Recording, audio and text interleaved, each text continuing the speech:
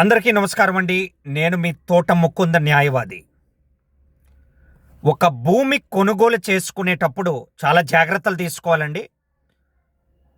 ఇప్పుడు భూమి టైటిల్ మీ పేరు మీద ఉంటూ భూమి తాలూకు వంటి డాక్యుమెంట్స్, లింక్ డాక్యుమెంట్స్ అన్నీ పర్ఫెక్ట్గా ఉన్నా భూమిలో మీరు పొజిషన్లో లేకపోతే మీ భూమి ఎవరన్నా కబ్జా చేసినట్లయితే మనం ఏం చెయ్యాలి?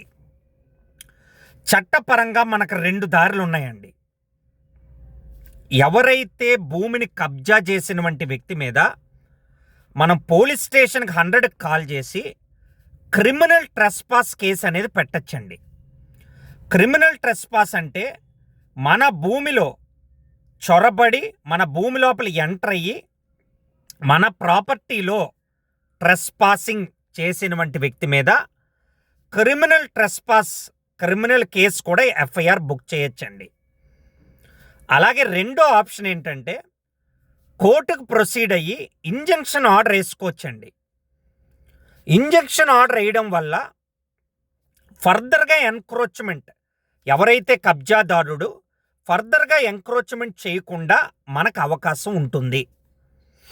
అండ్ కేసు జడ్జిమెంట్ ఇచ్చే వరకు బోత్ ద పార్టీస్, కబ్జాదారుడు, మనం ఎవరైతే కంప్లైంట్ వేసామో అక్కడ భూమిలో ఎటువంటి పనులు కూడా చేయడానికి వీల్లేదండి.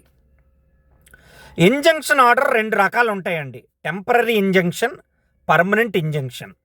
ముందు కంప్లైంటెంట్కి రిలీఫ్కి టెంపరరీ ఇంజంక్షన్ ఆర్డర్ ఇస్తారండి.